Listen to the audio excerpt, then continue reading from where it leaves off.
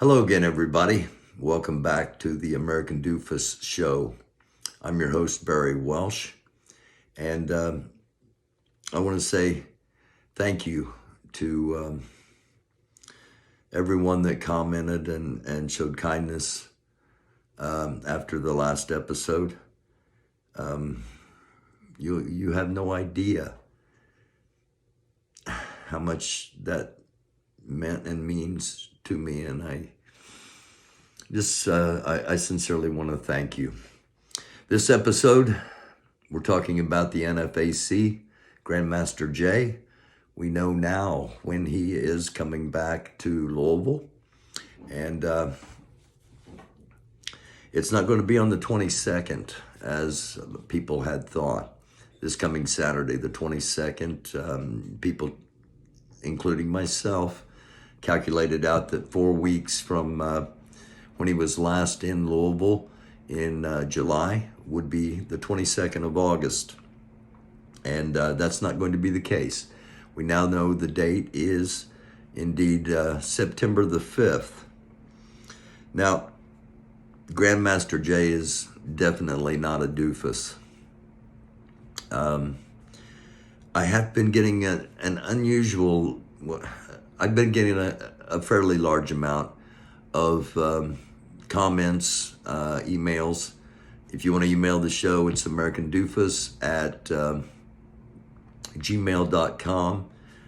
I'm going to have to remember to check those because that's one of the things that Kay did. She also did all the comments for me, and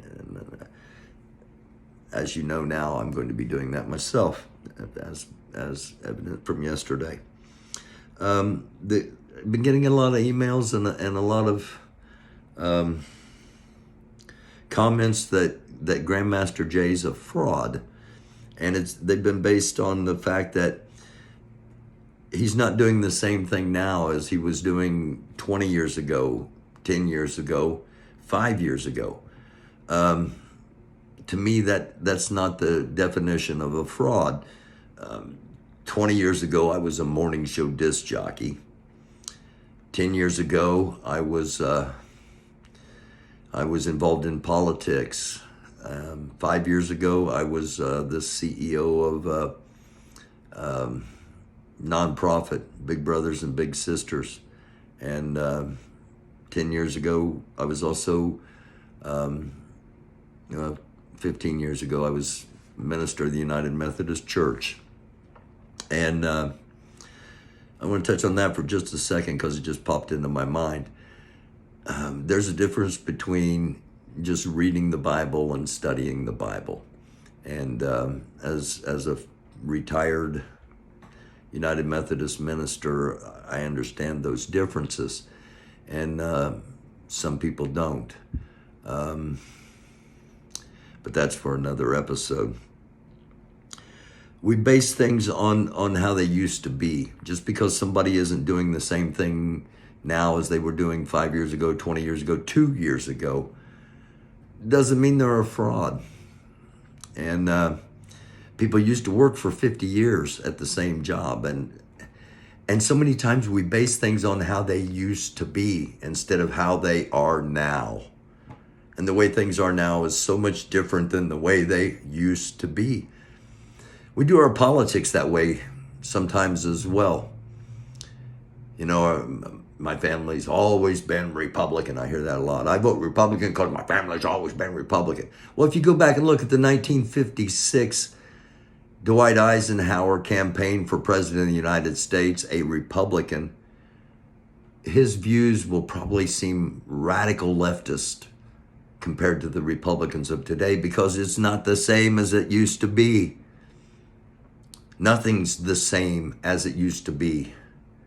We've got a pandemic, and we're the only nation in the world that doesn't seem to realize it. We base things on how they used to be, not how they are.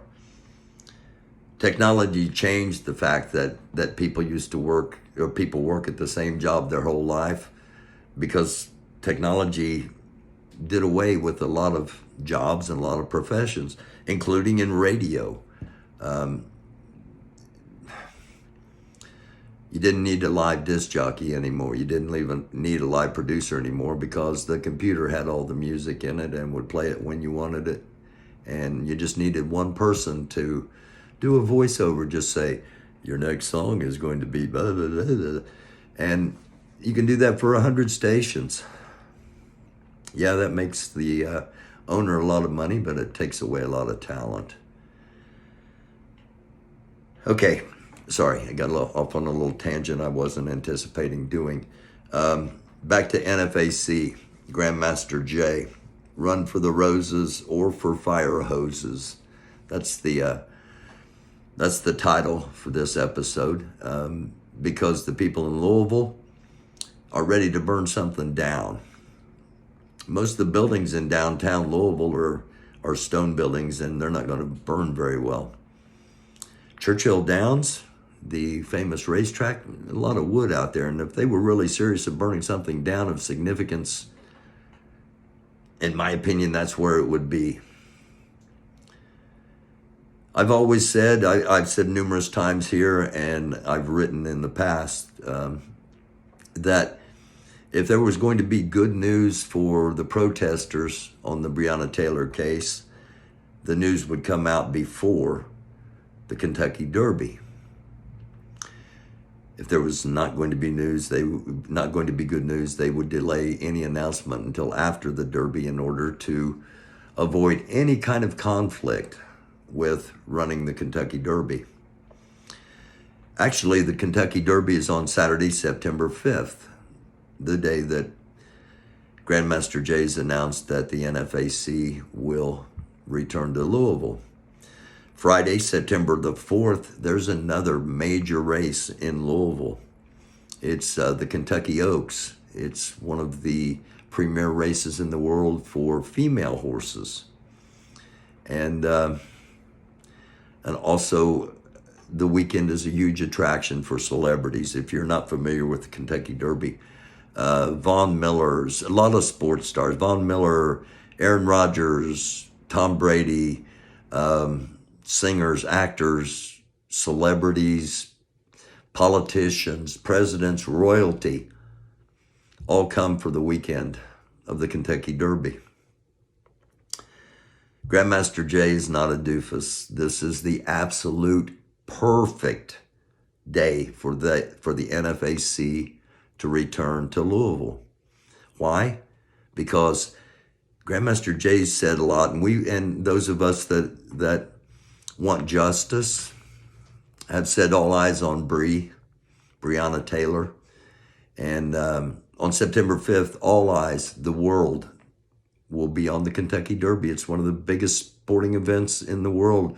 It's deemed the most exciting 2 minutes in sports. Should they have it in the middle of a pandemic, in the middle of unrest in the city? I don't think so, but that's not my choice. It's about money. It's about money. It's about prestige. It's about history. Kentucky Derby's almost 150 years old. I'm not sure exactly how old it is, but the thing about the NFAC and Grandmaster Jay, they don't come looking for conflict. They come prepared for it. They don't come looking for a fight. That's not what it's about. They come prepared for it if it is to happen, but that's not what they want. I can justify saying that by the fact that one of the people that has left the NFAC very, very publicly and has put some things on YouTube, wasn't happy with the NFAC because Grandmaster Jay said, if you do something stupid, I'm going to turn you over to the police, because it's a show of power. It's a display of power. It's a way of getting attention. It's a way of getting people to pay attention. It's not about It's not about killing. It's not about death. It's about making a statement to the political powers, a statement to the wealthy, a statement to the elite, a statement to the white community that they're not fucking around. They're not. They're serious. And if they show up and disrupt the Kentucky Derby in any way, shape, or form, you need to know why they're there. They're there for justice for the communities of people of color. That's why they're going to be there. And it is such a smart move to come on September 5th. How many will be there? Judging from the past, enough. I don't think he's a fraud. I think he's seized a moment. I've said it before, I think he's going to end up being one of the most influential people in 2020. I'm talking about Grandmaster Jay.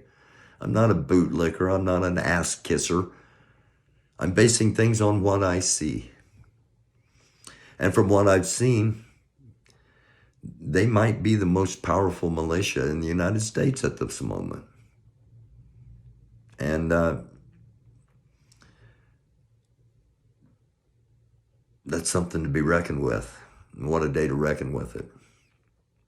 Derby Day. They're not coming into Louisville to do anything other than draw attention to the fact that they're not fucking around.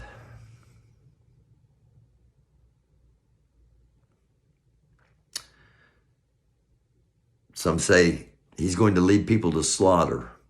And I can see why some people might believe that. I personally don't believe that. Again, I think the last thing he wants is a shootout, because that makes them terrorists in the eyes of the white community.